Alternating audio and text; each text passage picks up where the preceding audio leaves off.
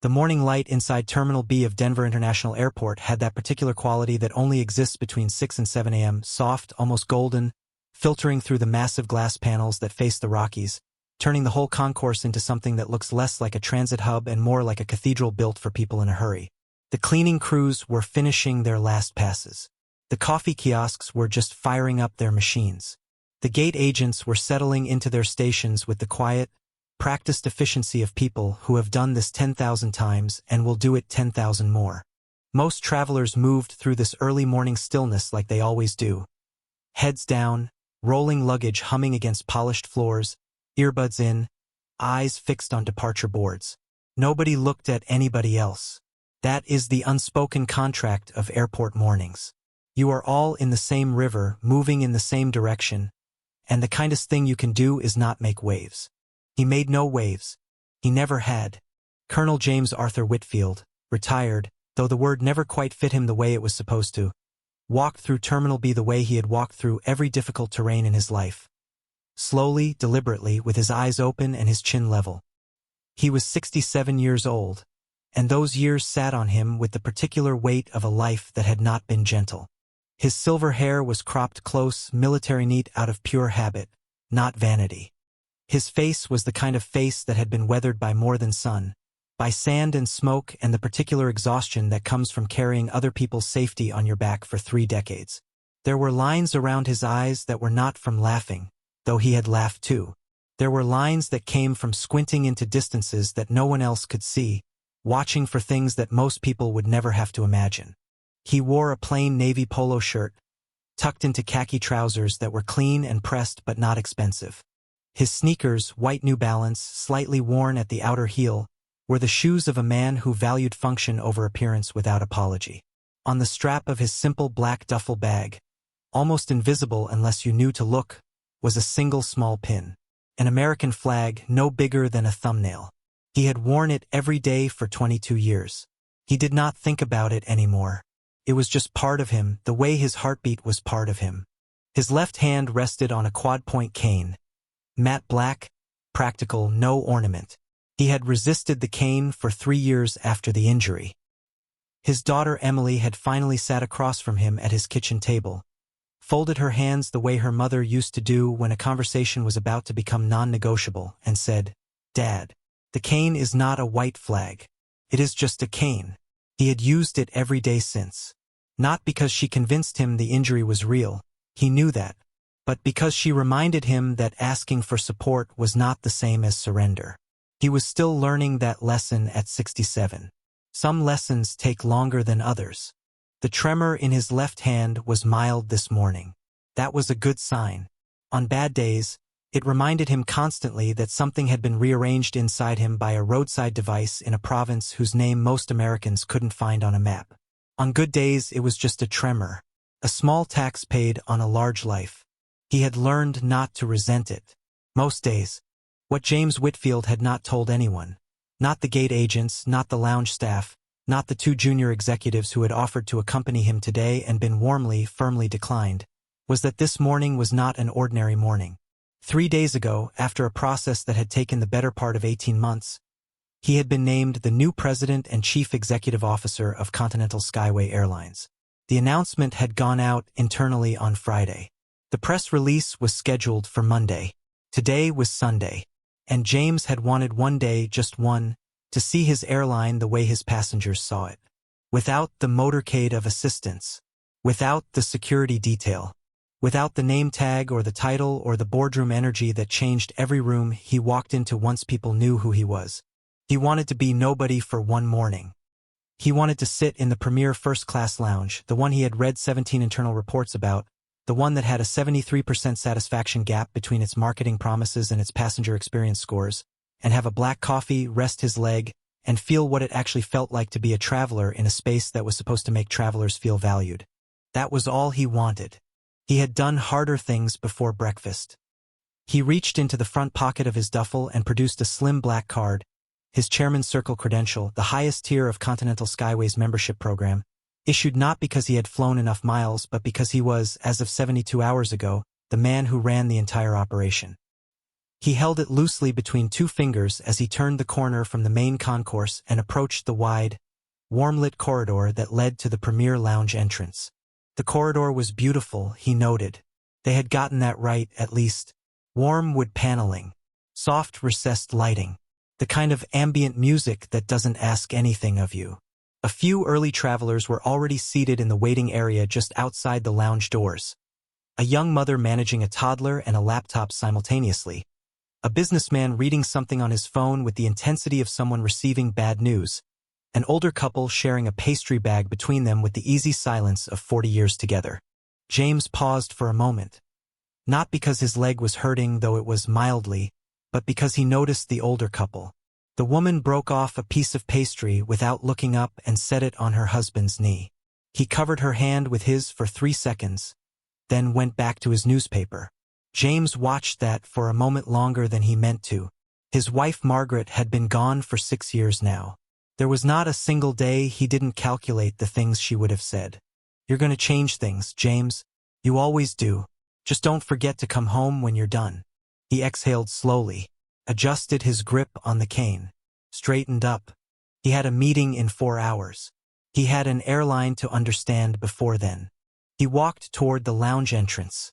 The door was 10 feet away, then 8, then 5. Then a perfume hit him. Something expensive and overwhelming, the kind that announces a person before they arrive and lingers after they leave, the olfactory equivalent of someone clearing their throat for attention. And with it, the sharp percussion of heels on polished floor, quick, purposeful, the footsteps of someone who had decided that whatever was in front of them was in their way. He didn't look up right away. He was checking the time on his watch, a simple field watch, olive drab strap, the kind the Army issued 20 years before they started issuing digital ones. He had worn it so long the numbers were slightly faded. He never replaced it. He looked up when the footsteps stopped. Directly in front of him. She was somewhere in her early 50s, though she wore the expression of someone who had decided age was optional for people with the right credit card. The blazer was cream-colored with gold-toned hardware at the pockets. Chanel, or a very committed imitation. Her hair was an aggressively maintained blonde, cut in an asymmetrical bob that was sharp enough to seem intentional and stiff enough to suggest it hadn't moved since Thursday. Her sunglasses were pushed up on her head like a tiara she hadn't gotten around to acknowledging yet. For rings, monogrammed carry-on. The specific body language of a person who has never once walked into a room and worried about whether they belonged. She looked at him the way certain people look at things that are slightly inconveniencing their view. Not with hatred. Not yet. With something almost worse than hatred. With casual, reflexive dismissal. As though he were furniture that had been placed incorrectly. James Whitfield met her eyes. He did not speak first. He had learned a long time ago, in circumstances far more dangerous than airport corridors, that silence is not weakness. Silence is information. Silence tells you everything about the person who cannot tolerate it. She could not tolerate it. She spoke in less than 4 seconds. "This lounge," she said, her voice carrying the bright, brittle confidence of someone who had never been wrong in public, "is for premier members only." James held up his black card quietly. She glanced at it the way someone glances at a receipt they've already decided to dispute. "I'm sure there's a standard lounge down the corridor," she said. "It's very nice. They have plenty of seating." And then she smiled. Not kindly. The way people smile when they are trying to make a door look like a gift. James Whitfield looked at that smile for exactly 1 moment. Somewhere behind his eyes, behind the patience and the discipline and the 22 years of holding his expression steady under conditions this woman could not have survived a single hour of, something went very, very quiet. Not angry. Not wounded. Just still. The way a man goes still when he knows exactly what is about to happen and has decided, with complete calm, to let it. He said nothing. He simply waited. And the world began to move toward her. Section 2. The woman in the Chanel blazer.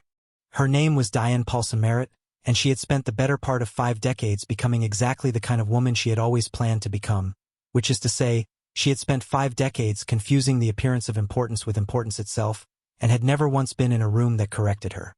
She had grown up in Scottsdale, Arizona, the youngest of 3 children in a household that was comfortable without being wealthy, which is sometimes the most dangerous kind of upbringing, comfortable enough to develop expectations, not wealthy enough to develop the kind of easy grace that actual old money occasionally produces.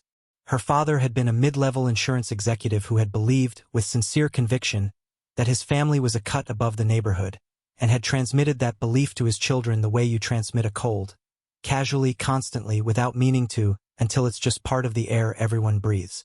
Diane had married at 28. Craig Paulson Merritt was a regional vice president for a medical device company, which is the kind of job title that sounds more impressive the less you know about it. He traveled constantly, earned well, and had long ago settled into a comfortable arrangement with his wife where she managed the social architecture of their life. The memberships, the reservations, the charity board seats, the careful construction of a public identity that announced, without ever having to say it directly, "We are people of consequence." The Platinum Continental Skyway card had been Craig's, earned through 6 years of quarterly business travel that had him in the air 40 weeks a year. When he'd been upgraded to the chairman's circle 2 years ago, Diane had immediately added herself as a supplementary member. She had used the lounges far more than he had since then. She had come to think of them, genuinely without irony, as hers, as part of the landscape of her life that she was entitled to without examination. She was not, at her core, a cruel woman. That is the complicated truth about people like Diane Paulson Merritt that stories like this don't always have room for, and that real life insists on anyway. She did not wake up in the mornings planning to diminish people. She donated to 3 charities, genuinely, with real money. She had organized her subdivision's flood relief drive 2 years ago, and worked harder than anyone to make it succeed. She loved her 2 adult children with a fierceness that would have surprised the people who only knew her from airports and restaurant waiting lists. But she had a blind spot the size of a highway, and it was this. She had never, in 52 years, been required to look directly at the gap between what she believed about herself and what she actually was. She had never been handed a mirror at the right moment. She had never stood in a corridor and watched the architecture of her assumptions collapse in real time. Until this morning. She had arrived at Denver International at 5:47 a.m. for a 9:15 flight to Charlotte, a visit to her eldest daughter who had just had her second baby. She was tired in the particular way of women who manage everything and rest nothing. She had a mild headache behind her right eye. The cab had been 5 minutes late. The security line had been longer than she felt it should be at that hour.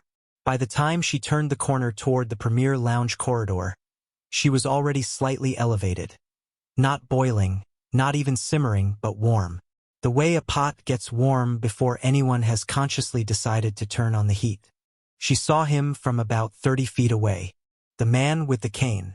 She noticed the cane first, not with pity, not even with awareness exactly, but with the instinctive social calculus that certain people perform automatically in proximity to premium spaces. Her mind ran a quick, unconscious audit. The worn sneakers, the plain polo, the simple duffel bag, the slight age stoop, the tremor she could just barely detect in his left hand from this distance. She would never have articulated it that way if you'd asked her. She would have said she was simply protecting a space she had paid for, that premier members deserved an exclusive environment and that standards existed for a reason. She would have said it firmly and without embarrassment, because the story she told herself about this moment was not "I am about to humiliate a 67-year-old decorated combat veteran with a spinal injury because his shoes cost less than mine." The story she told herself was, "I am a platinum member looking out for the integrity of a space I have earned. That is how it always works. That is the quiet horror of it. The most damaging acts of casual cruelty are almost never performed by people who think of themselves as cruel. They are performed by people who have simply never been given a reason to look at themselves clearly." She moved quickly. She always moved quickly. It was one of the things Craig admired about her and her children occasionally dreaded about her. She had a gear that activated when she felt something needed to be managed, and right now her internal management system had flagged a situation and dispatched her toward it before she had consciously chosen to go. She planted herself in the corridor.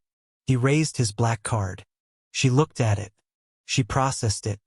And here is where it gets telling, where the anatomy of this moment becomes instructive. She saw the card. She registered that it was black.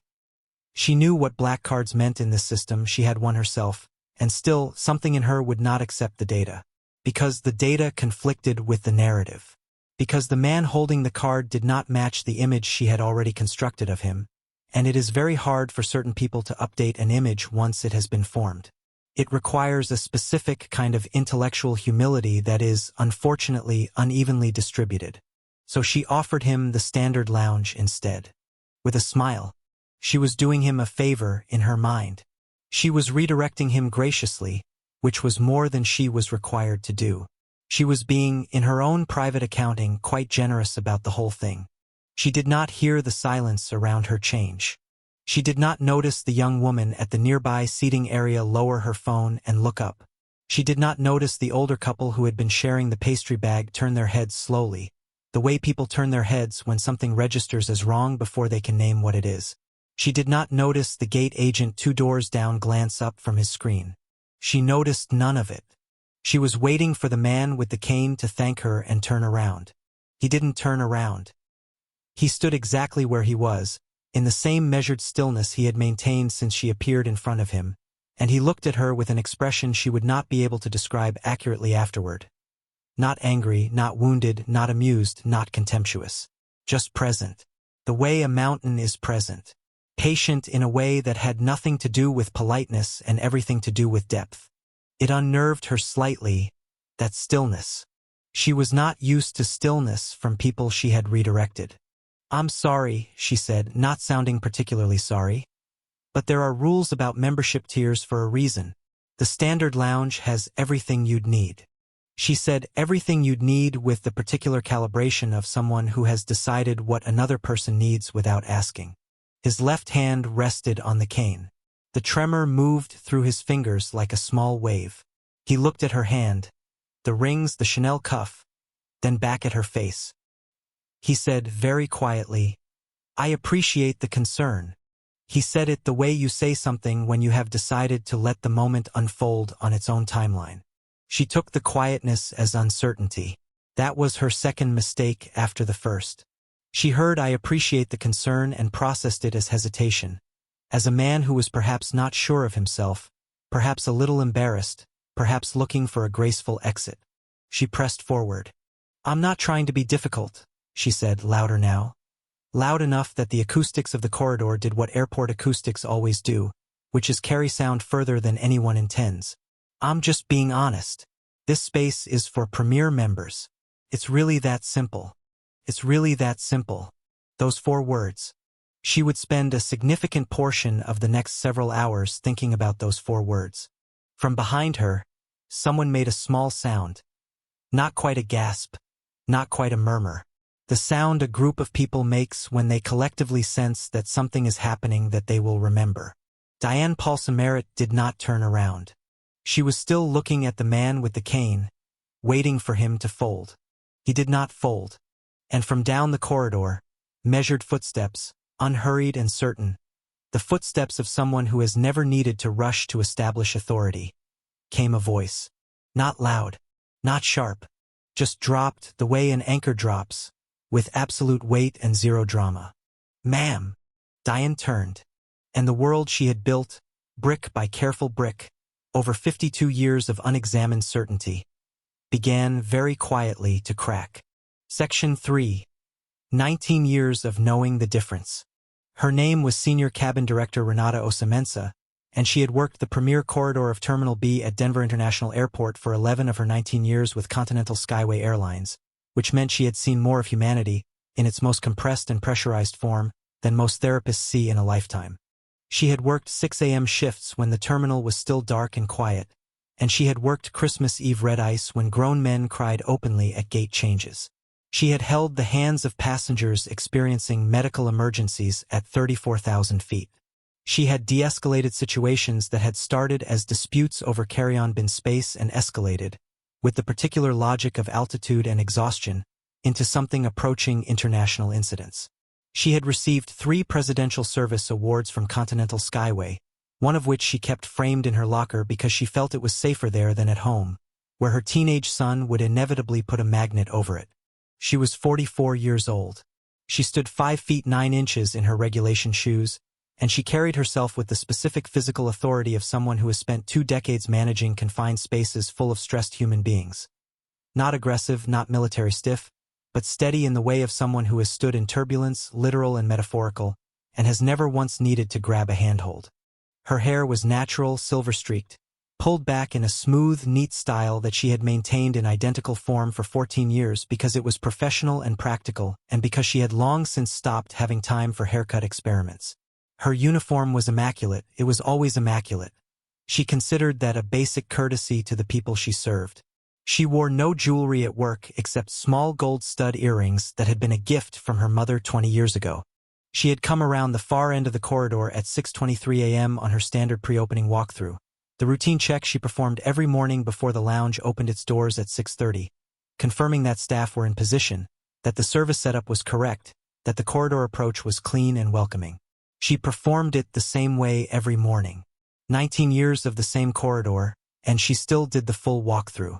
Discipline wasn't about doing something until you knew it. Discipline was about doing it even when you already knew. She turned the corner and took in the corridor in the single, sweeping, comprehensive way she had trained herself to take in spaces, the way a person learns to read a room when their job requires them to identify problems before passengers have consciously registered that something is wrong. She saw the woman in the Chanel blazer first. Planted. Loud body language. The carry-on positioned slightly forward, like a barricade.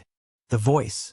She could hear fragments of it from 30 feet away, carrying the particular timbre of a person who has decided a situation and is now prosecuting it.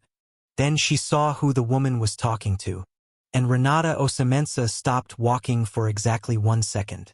1 second. She had seen his photograph on Friday afternoon, in the all-staff internal communication that had gone out from the Continental Skyway Board of Directors. She had read the announcement 3 times. She had forwarded it to her colleague Josephine with a single-word message. Finally. She knew his background, the military service, the years he'd spent rebuilding 3 different airline subsidiaries before being tapped for this role, the reputation that preceded him. Direct, demanding of excellence, and constitutionally incapable of asking from anyone what he wouldn't give himself. The photograph in the announcement had been a formal headshot.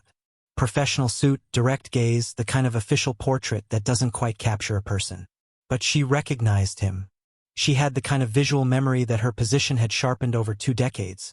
The memory of someone who learned to put faces to passenger manifests, to recognize repeat travelers, to track who was where at what time so that service was anticipatory rather than reactive.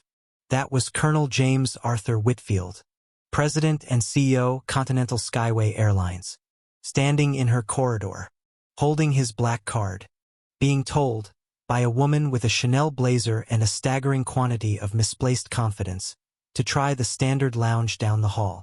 Renata absorbed all of this in approximately 4 seconds. She did not run. Running would have changed the energy of the moment, injected urgency and theater into something that needed to be handled with the precision of a scalpel rather than the drama of a scene. She walked, the same measured, purposeful walk she always used, and she covered the 30 feet of corridor with a composure that cost her something, because the internal temperature of her feelings about what she was witnessing was not composure, not remotely, and the gap between what she felt and how she moved required a specific kind of professional exertion. She arrived beside Colonel Whitfield. Not in front of him, beside him. That was intentional. She was not here to rescue him. He did not need rescuing. She was here because what was happening in this corridor was a wrong that she was in a position to correct, and correcting wrongs, when you had the standing and the authority to do so, was not optional. That was something her mother had told her at age 9, and her training had confirmed 1,000 times since, and her own conscience had never let her forget.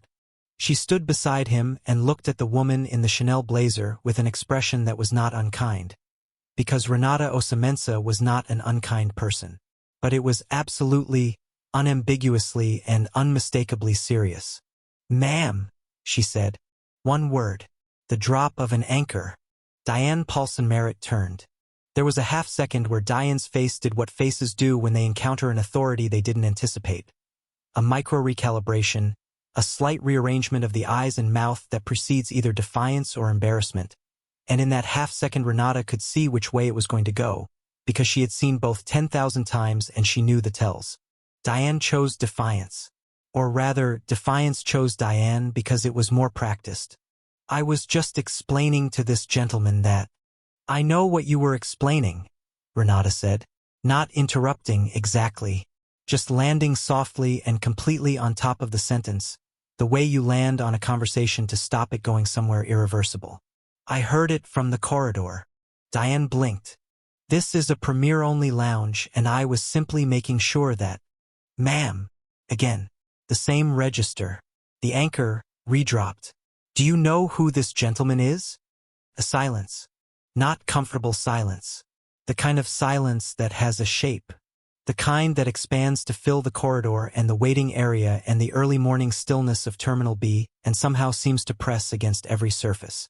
Diane looked at the man with the cane. He looked back at her with the same mountain patience he had maintained from the beginning. She looked at the flight attendant. Renata Osamensa did not answer her own question immediately. She let it sit there in the air between them, doing its work, because sometimes the most powerful thing you can give a moment is space. She had learned that from 19 years of managing human beings in pressurized environments. The moment knew what it needed to do. She just needed to let it. She reached forward and touched the small American flag pin on Colonel Whitfield's duffel bag strap. Not drawing attention to it, just acknowledging it the way you acknowledge something that deserves acknowledgement. And then she looked back at Diane. This, she said carefully, with the full weight of 19 years and everything she had witnessed in this corridor behind the word, is Colonel James Arthur Whitfield. She paused for exactly one beat. United States Army, retired. 3 combat tours. And as of 72 hours ago, another beat, shorter this time, the compression before impact, the President and Chief Executive Officer of Continental Skyway Airlines. She watched the sentence land. She watched it land the way you watch a building's demolition, the initial stillness, the moment before the structure understands what is happening to it, and then the slow, irreversible collapse of everything that had seemed solid. From the waiting area behind them came a sound. Not theatrical, not performative, the quiet, involuntary exhalation of 6 or 7 people who had been listening without meaning to and who had just received information that recontextualized everything they had witnessed in the last 4 minutes. The older couple with the pastry bag. The young mother with the laptop. The businessman with the bad news on his phone. The gate agent 2 doors down. Every single one of them watching. Diane Paulson Merritt stood in the corridor in her Chanel blazer and her tiara sunglasses and her 4 rings. And for the first time in as long as she could remember, she had absolutely nothing to say. The man she had tried to redirect to the standard lounge looked at her with an expression that was not triumph. That was the thing that made it so devastating. There was no triumph in his face. There was no satisfaction, no told you so, no cruelty returning what she had delivered. There was just a kind of deep, patient sadness. The sadness of a man who has seen a great deal of the world and understands that people do not become Diane Paulson Merritt by accident, and that understanding that does not make it hurt less. He said nothing. He simply waited for Renata to finish what she had started. And Renata Osamensa, senior cabin director, 19-year veteran, keeper of this corridor, straightened to her full height, reached for the radio on her belt, and began the process that would ensure that Diane Paulson Merritt's morning, and her platinum status and her comfortable assumptions about who belonged where, would not end the way she had planned. Section 4. What the corridor witnessed. There is a particular kind of silence that falls in public spaces when something real is happening. Not the performed silence of a theatrical moment, not the polite silence of people pretending not to overhear a private conversation, but the genuine, involuntary silence of human beings who have just witnessed something that their conscience has categorized as important. The silence that falls when justice, the real kind, not the tidy movie kind, begins moving through a space like weather. That silence had fallen over the premier corridor of Terminal B. It had fallen over the older couple, Harold and Eunice Bergstrom, married 41 years, who had stopped their pastry-sharing mid-bite. Harold had put his newspaper down, had folded it, actually, with the careful habit of a man who had been folding newspapers for 6 decades. And both of them were watching with the quiet, sorrowful attention of people who had lived long enough to recognize the specific shape of dignity being either defended or destroyed. Eunice Bergstrom had a son who had served 2 years in the Pacific Theater. Not this war, an older one, the one that this country still carried in its bones. She had spent 4 years watching windows for the wrong kind of car coming up the driveway. Her son had come home. Others on her street had not. She looked at the man with the cane and the small flag pin and felt something in her chest move that hadn't moved in a while. She reached over and took Harold's hand without looking at him. He let her. Across the waiting area, Maya Thorne, 31 years old, new mother, pediatric nurse on her way to a conference in Charlotte, managing a 22-month-old daughter named Iris on her lap while simultaneously trying to review her presentation slides, had put the laptop to sleep. Iris had gone still too, with the mysterious animal instinct of very young children who sense that the adults around them have shifted into a different emotional register and who become, briefly and inexplicably, cooperative. Maya was watching Renata Osamensa with the focused attention of someone who was witnessing a form of courage they wanted to memorize. She had been a nurse long enough to know what it cost to step into the space between a bully and a target. She had done it on her floor more times than she could count. The families who needed an advocate, the colleagues who needed someone to stand beside them, the patients who needed a voice. She recognized what was happening in this corridor as the same essential act, wearing a different uniform. Her phone was in her hand.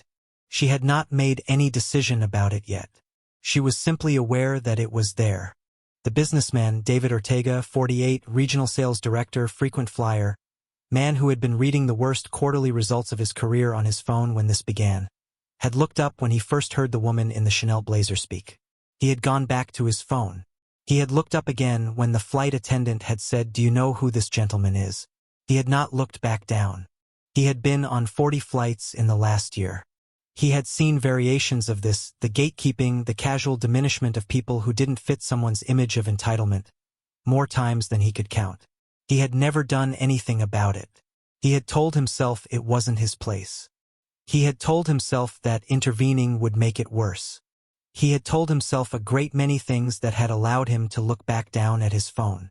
He was not looking at his phone now.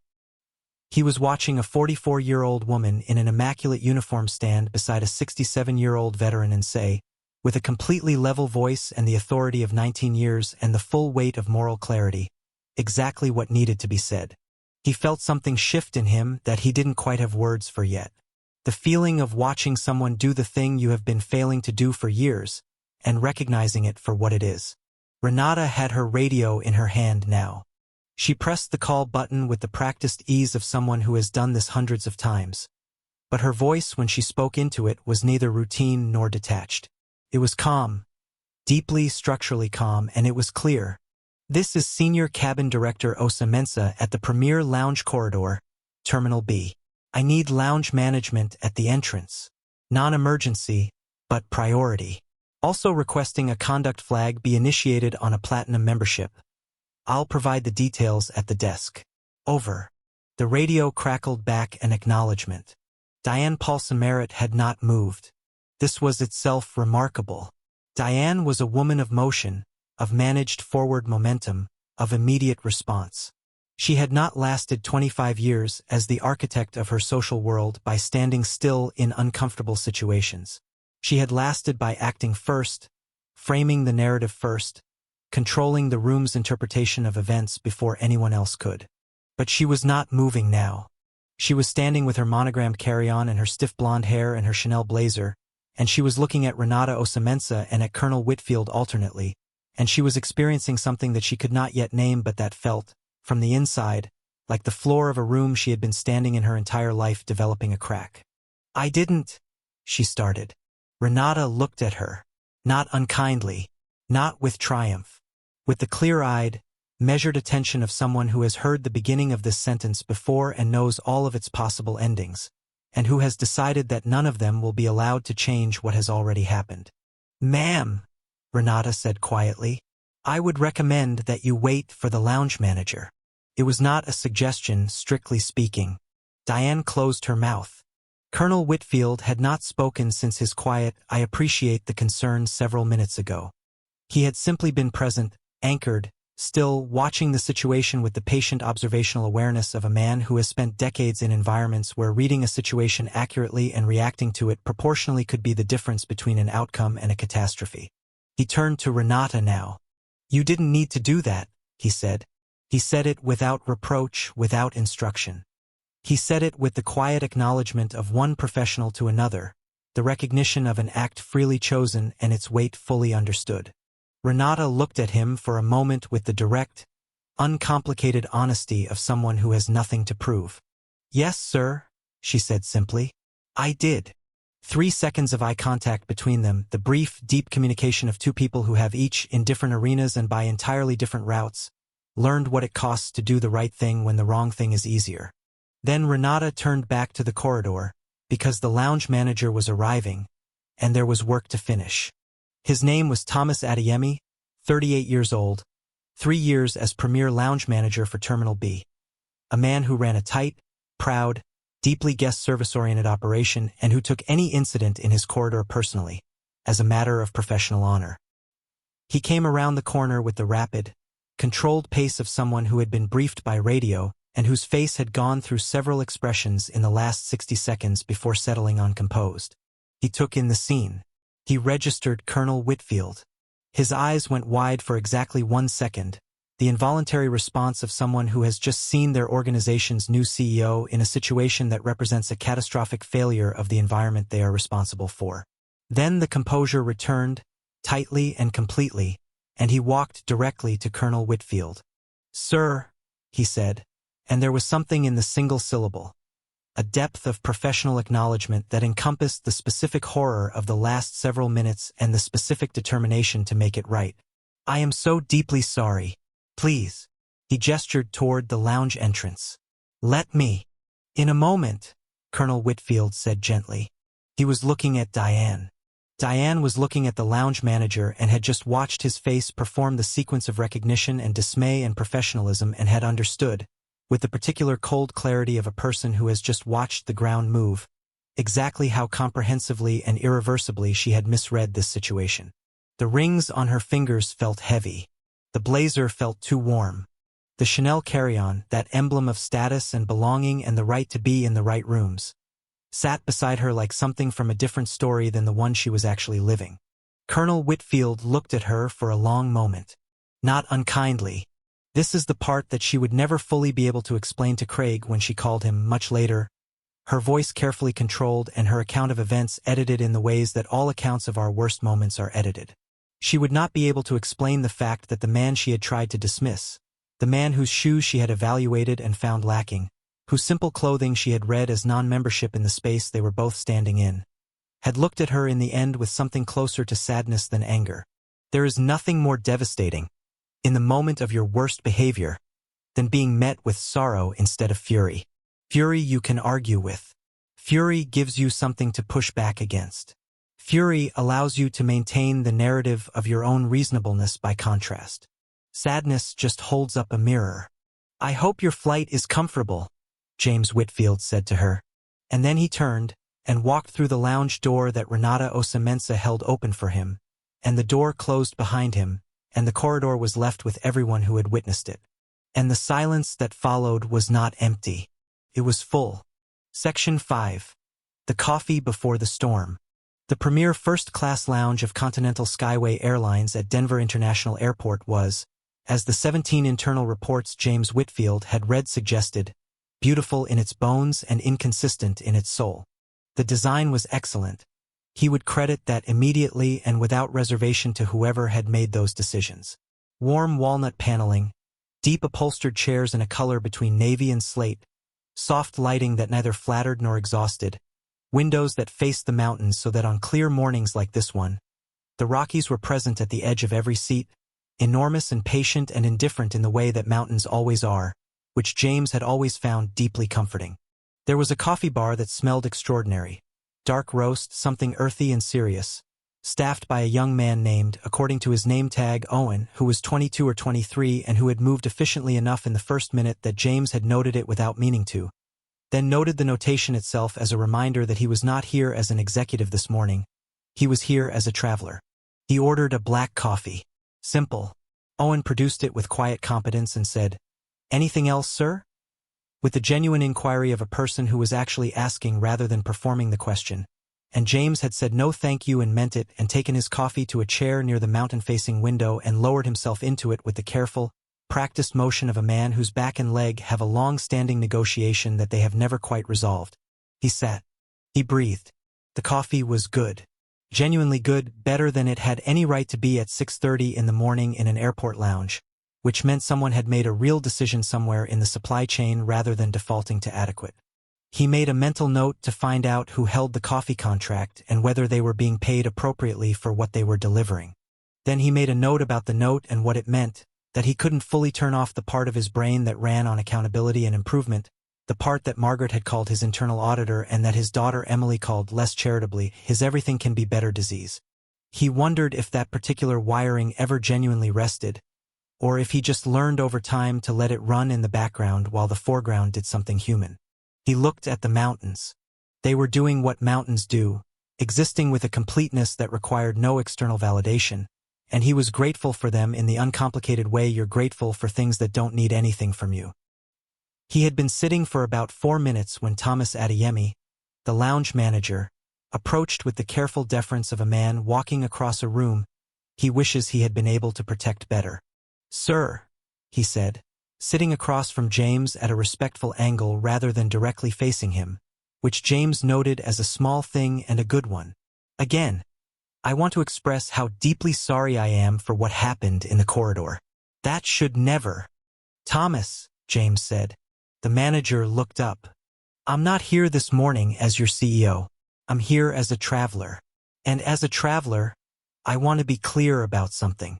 He turned the coffee cup slowly in his hands. "What happened in that corridor was not a failure of your lounge or your team.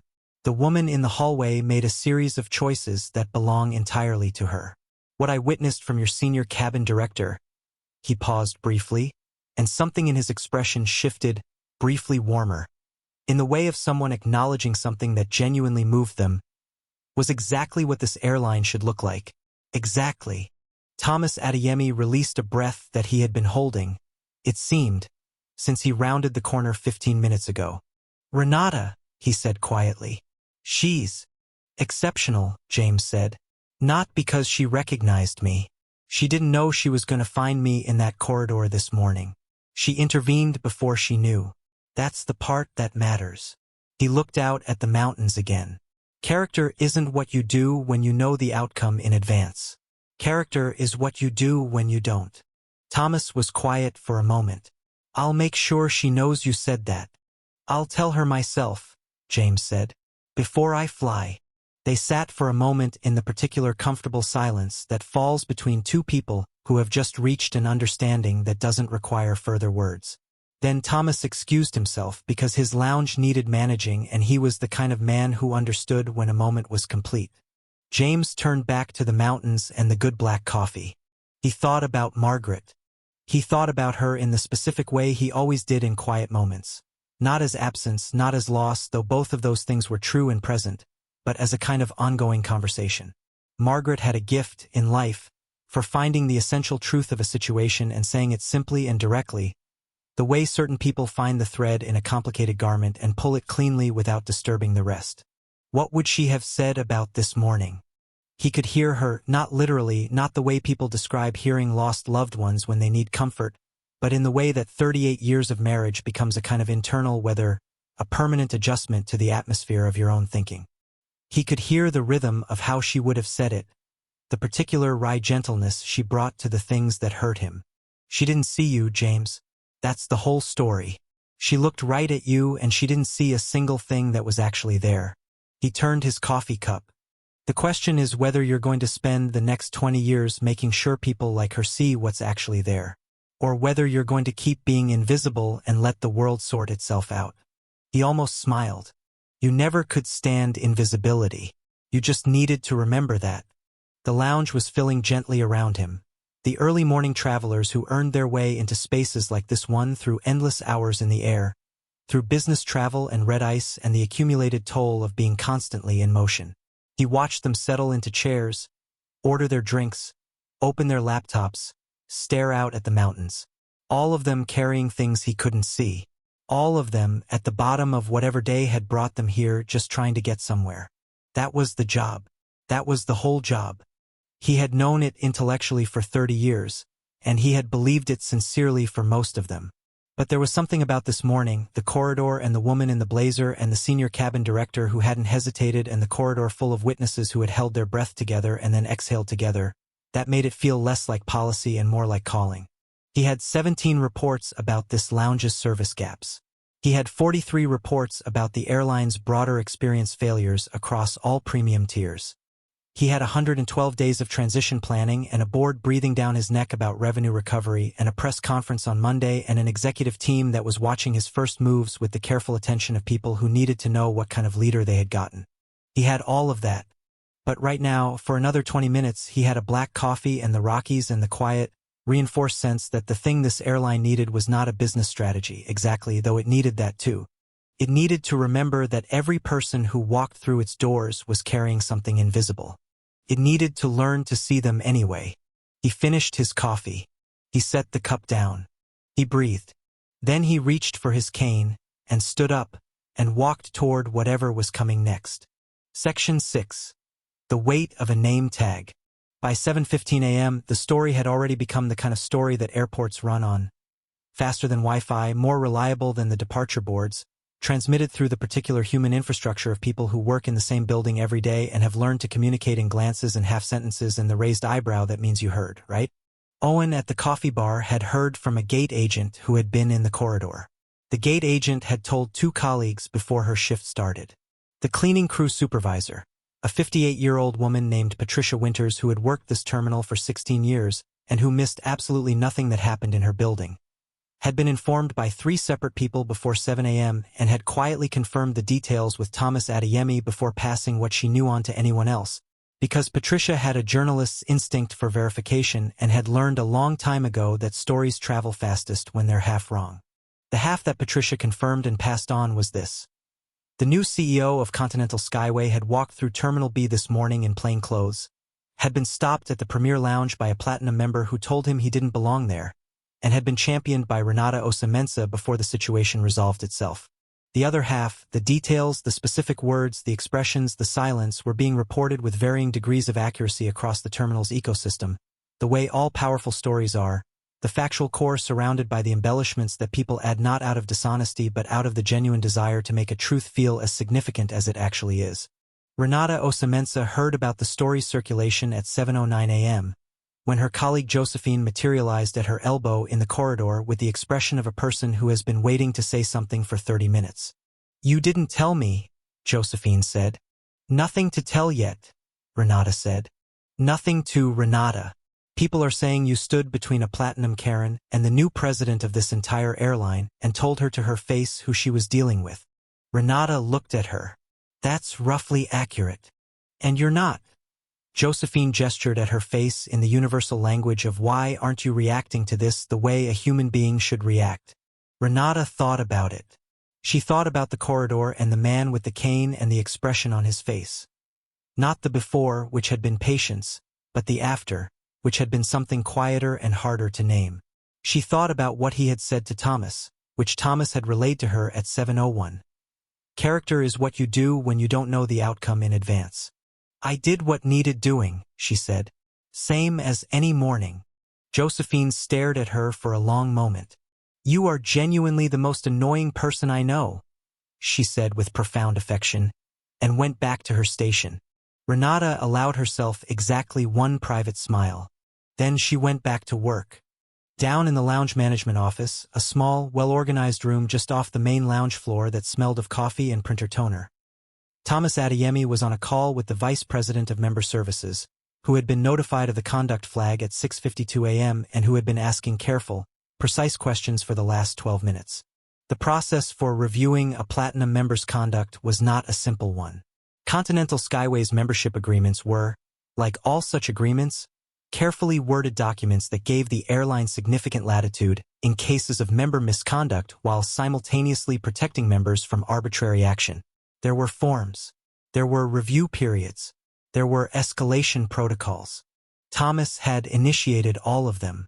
What was already clear, what the VP of Member Services had confirmed without hesitation, was that Diane Paulson-Merritt's access to the Premier Lounge had been suspended pending review. This was a standard measure, applied in any case where a member's behavior had been witnessed by staff and flagged. It was not a punishment. It was a pause. The punishment, if it came, would follow from the review. Thomas had submitted his written account. Renata had submitted hers. 2 members of the waiting area had, unprompted, approached the lounge desk before 7 a.m. to offer their own accounts. Harold Bergstrom, who had written his on the back of his boarding pass in neat, careful handwriting and handed it to the desk agent with the gravity of a man submitting a sworn statement. And Maya Thorne, who had typed hers into a notes app and forwarded it directly to the Continental Skyway feedback portal, where it arrived with a timestamp of 6:48 a.m. and a subject line that read, "I witnessed something important and you need to know about it." Diane Paulson Merritt, meanwhile, was sitting in the standard lounge. This had not been a directive. No one had told her to go there. After Thomas Adeyemi had arrived and the conversation had concluded and the lounge door had closed and the corridor had emptied of its audience, she had simply found herself walking in that direction. Not escorted, not commanded, but moved there by the accumulated weight of the last 30 minutes, the way water finds its level without being instructed to. The standard lounge was fine. It was more than fine. It had comfortable seating and a coffee station and a view that, if not mountain-facing, was at least not unpleasant. She sat. She had her phone in her hand, but she wasn't looking at it. She was running the last 30 minutes on a loop, not with the analytical detachment of someone reviewing for lessons, but with the raw, unmediated replaying of someone whose nervous system is insisting on examining every detail of something that went catastrophically wrong, looking for the moment where it could have gone differently, where the story could have been different. The man with the cane. The black card. This space is for premier members only. The flight attendant's voice. Do you know who this gentleman is? The corridor full of people watching. The lounge manager's face doing that sequence of recognition and dismay.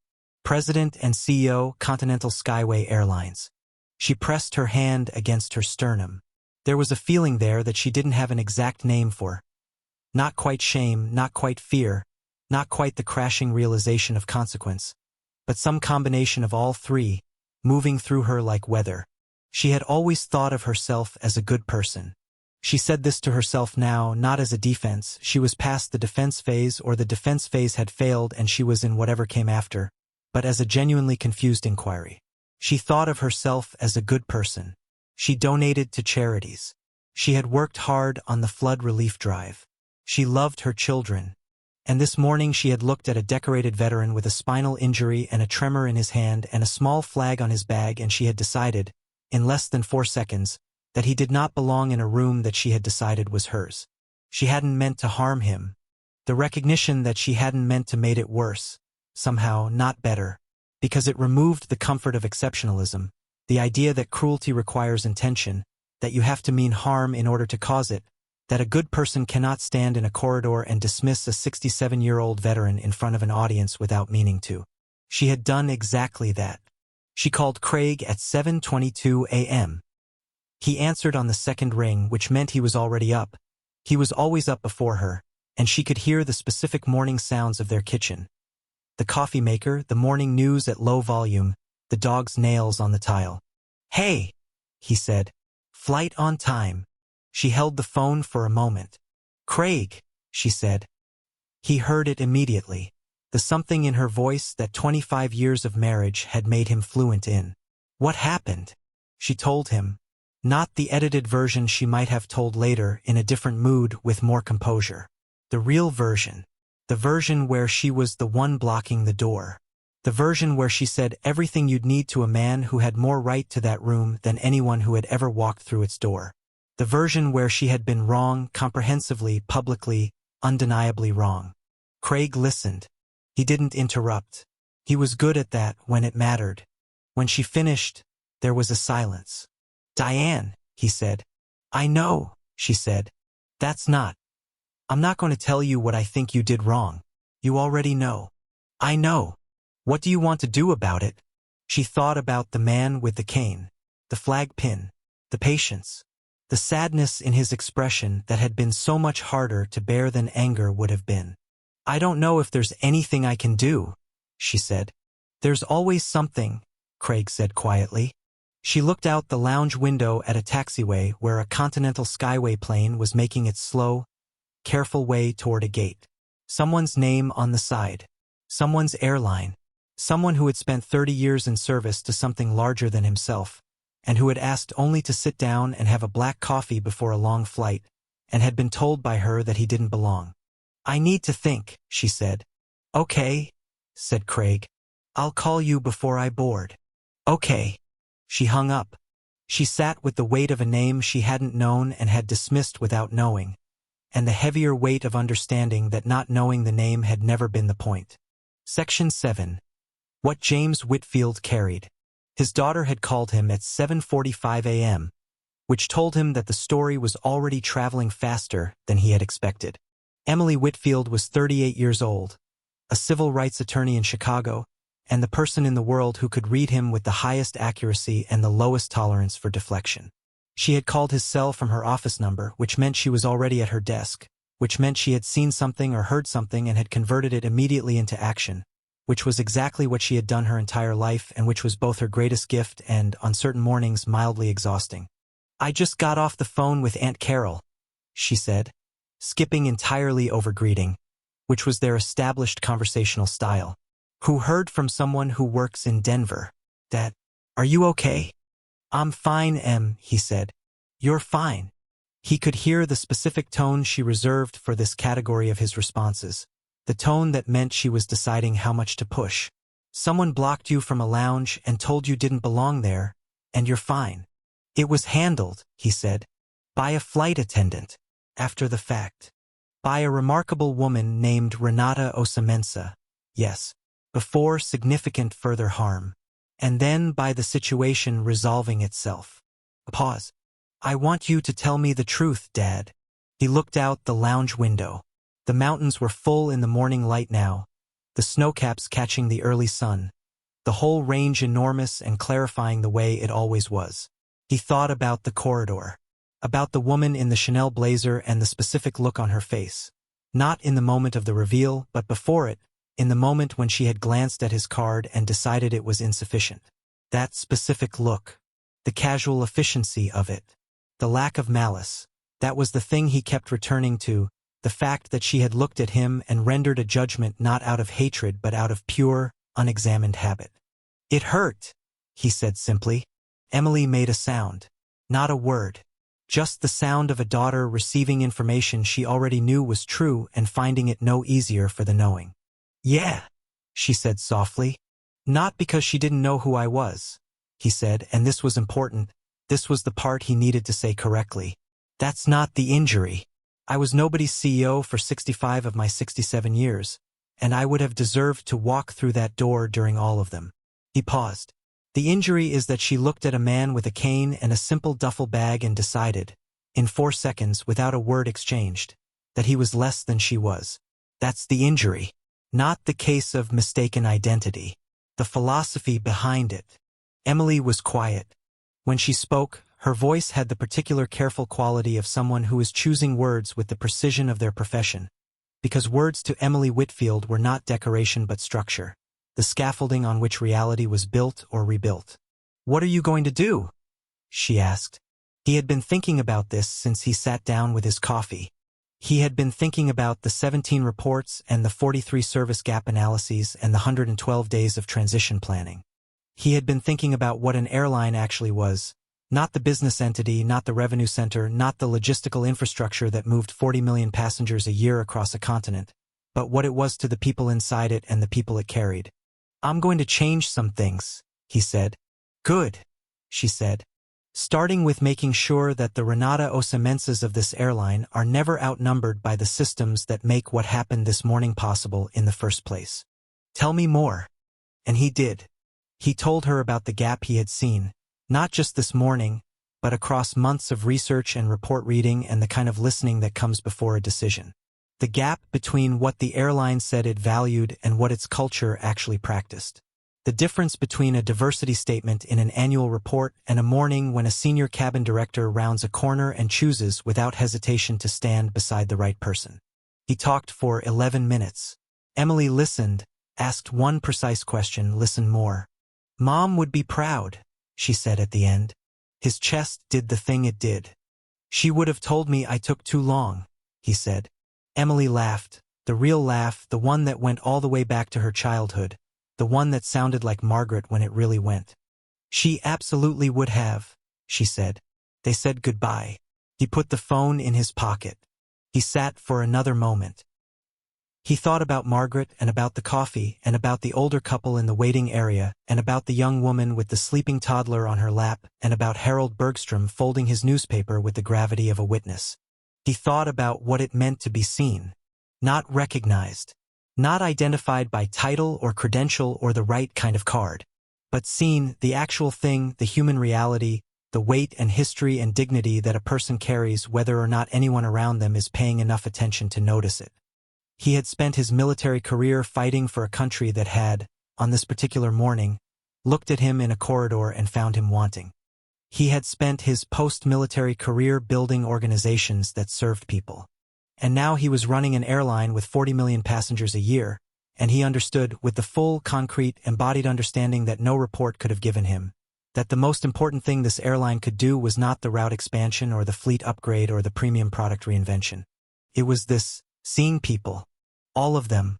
The ones who looked the part and the ones who didn't. The ones with the designer luggage and the ones with the duffel bags.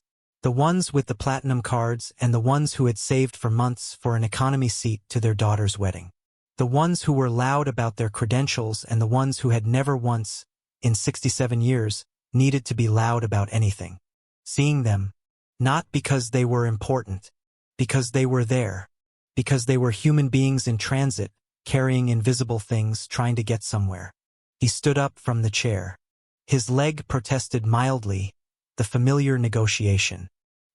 He gathered his duffel bag and his cane and his coffee cup, which he carried to the station near the door rather than leaving it on the table, because he had been raised by a woman who believed that small courtesies were not small.